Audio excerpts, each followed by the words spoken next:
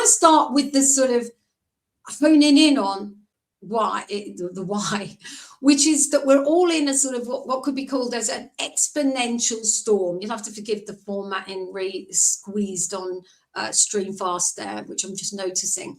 But the exponential storm is 5 global crises that really are converging together, really critical that we break them down, do something about them. And that is because they're impacting on both organizations, businesses in general, and business, and of course, the leadership within those businesses or communities.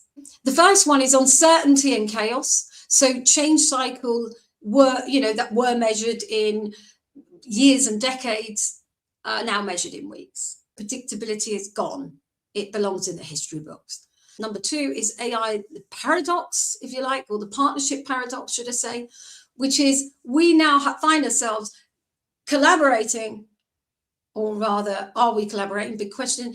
With intelligence, none of us have a clue of its capability and its potential threats, or in some ways, benefits.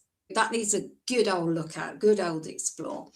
Number 3 is knowledge tsunami, which again is not new to any of us, but information double say, I'm putting it down as monthly because there's big argument whether it's every 12 hours according to IBM was going to happen in 2020. It didn't, but what difference if it's every 2 months or 12 hours, because frankly it's almost with us in real time.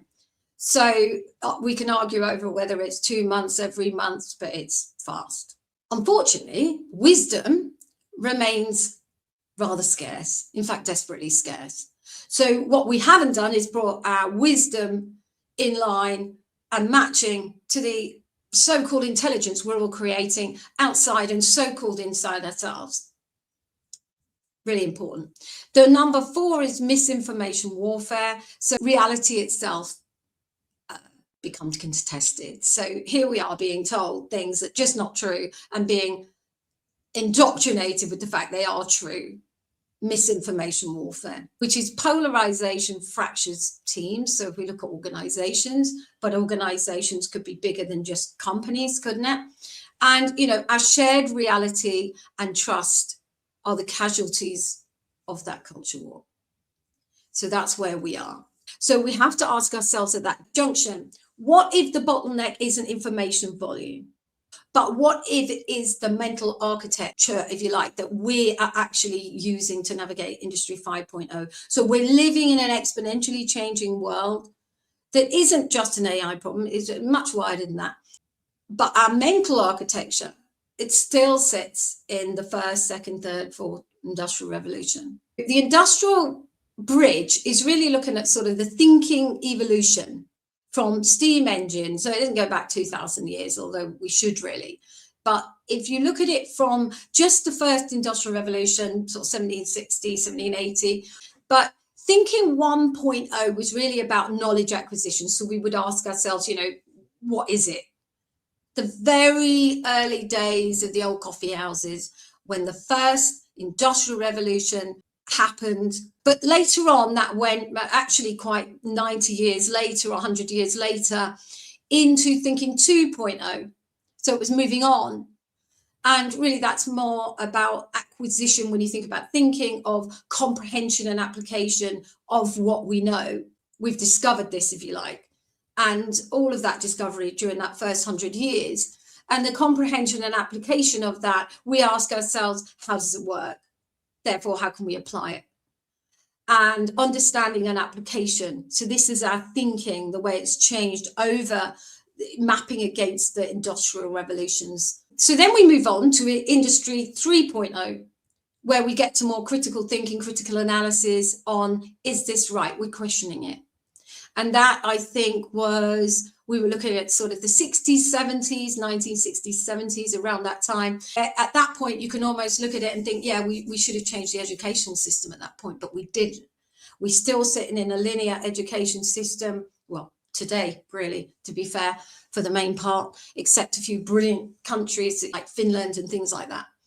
But then we're asking at that point, why does it matter? We're judging and so forth. So there was higher education when you went to university and things like that, where they would start to develop this capability and skill and thinking, but it wasn't in mainstream education. So we were still trained to work in factories. And then you had Thinking 4.0, which was 2010, around that time. Collective intelligence. So at this point, we're moving where all the advanced converging technologies are coming together. It says here AI, but I question that whether it was really highly applied at that point, but certainly advancing technology and definitely converging technology and whoopie-doo mainstream internet. So we started to say, how can we co-create together? How can we collaborate? So it was all about collaboration and that sort of thing. We weren't preparing what we should have done for the AI world, because AI, of course, is not new. It's had different iterations over the time. It went to sleep for a while and came back, and now it's mainstream. So it seems like exponential change and Industry 5.0 has just landed upon us, but it hasn't. So, but we're here. And now we have to ask ourselves, how do we transform? Because it's all about adaptive wisdom. Why? Because we don't need that. How does it work? Because, the AI and other forms of converging technology is going to help us work that out. And moving forwards, are going to get a lot better. But what we do need is this wisdom, both in higher education, sadly still not in school as much as it should do, and values-based education and all this sort of stuff. So it's, how do I transform? How do we transform?